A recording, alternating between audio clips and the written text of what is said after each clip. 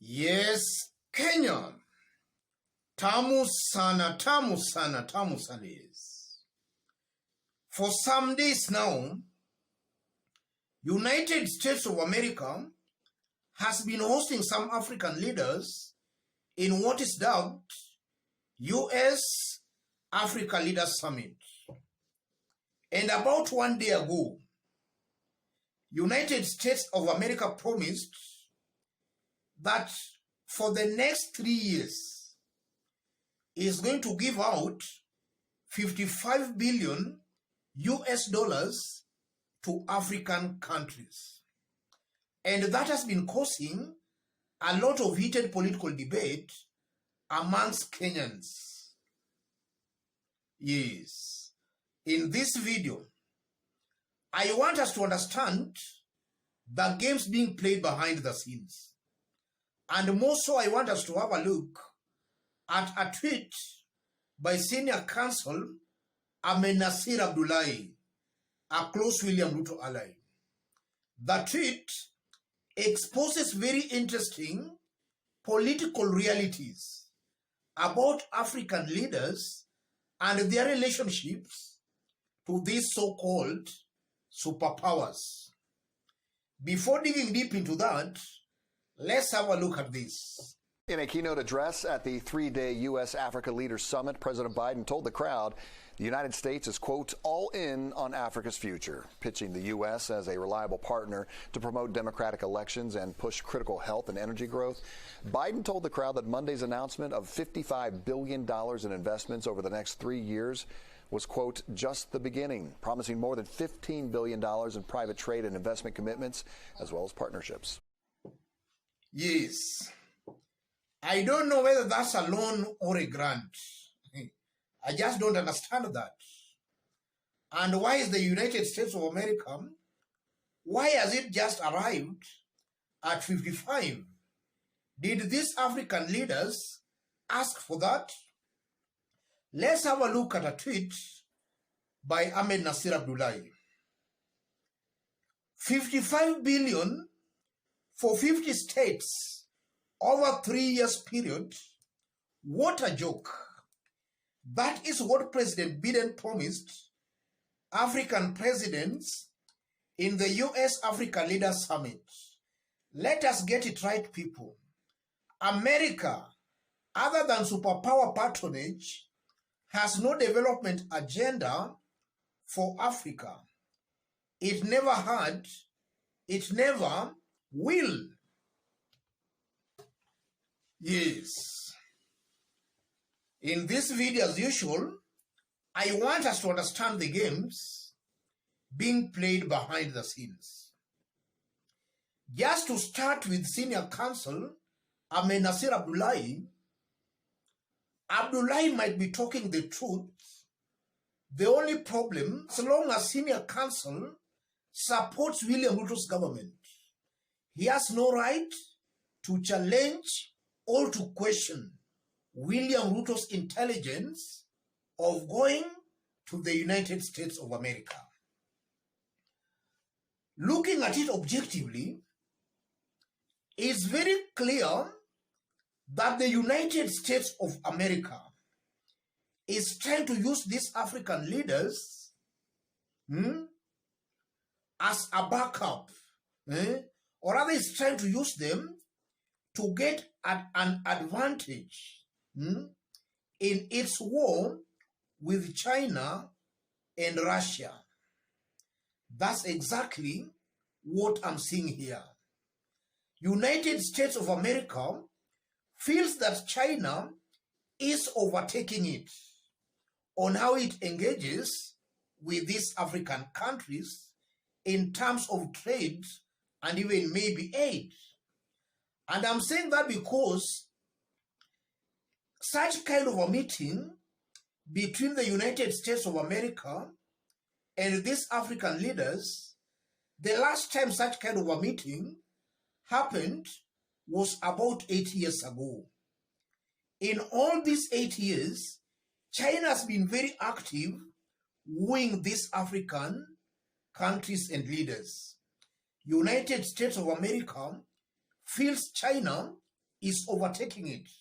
So it's just trying to reclaim its position.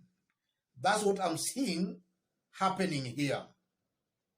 On the issue of the United States of America, giving that amount to these African countries, personally, I feel that's just a continuation or a way United States of America is trying to make these African countries pay allegiance to it.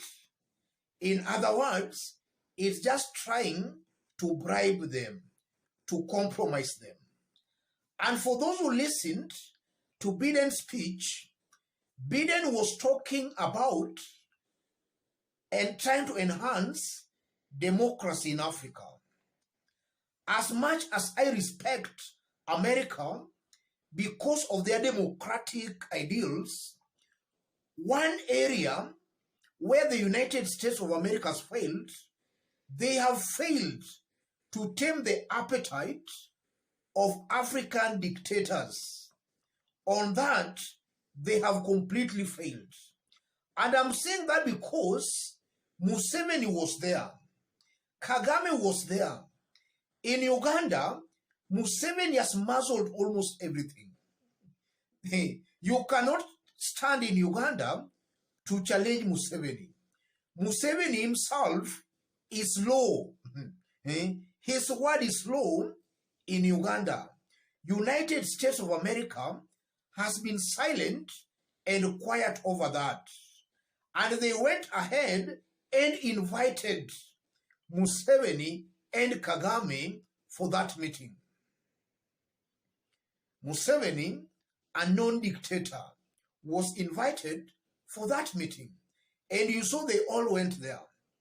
In Kenya, for example, it's alleged that the United States of America and some foreign superpowers might have interfered with Kenya's August presidential elections. It's rumored that way. So I just don't understand which United States of America that is now talking about democratic elections. Because from Biden's speech, he was talking about the enhancement of free and democratic elections in Africa. But if you look at the actual elections and the way United States of America has all along been handling those leaders, those African leaders who are deemed to be stealing those elections, United States of America has been handling those leaders with velvet gloves. So from where I sit, as much as US is a leading nation in terms of democratic ideals, on taming African dictators, they have completely failed in that war. They have completely failed it. And now, we are seeing African leaders in the United States of America. And from the look of things, it's coming out clearly that there is nothing important that took them there. All we have seen coming from their visit there is that they're going to be given 55 billion US dollars. That's so far what I've seen there. And in the case of Kenya, I've also seen William Ruto trying to win investors there to buy Kenya Airways. Yes. So as I conclude, ladies and gentlemen, I personally believe that African leaders are still behind. They are still not yet mature or even politically smart to actually negotiate and sit on the table with these world superpowers. They see these world superpowers as just being too powerful to be challenged. Superpowers of these countries are actually imposing their ideals on African countries. And if you look at Kenya, we are seeing GMO most definitely being forced on Kenyans. So it's upon these African leaders to be firm and strong, and to know we are actually to know the limits, the boundaries now. Because if they are just that soft, then it's very clear these superpowers will be controlling and ruling them forever. Let me stop it there, ladies and gentlemen. If you have not yet subscribed, kindly subscribe, give this video a like. To our fans and subscribers, I'm very much humbled, very grateful for the kind of support you are giving me here. God bless you, God bless Kenya. If you want to support our channel, I've pinned my number on the comment section. Contact me through the number, or feel free to channel your support to the number.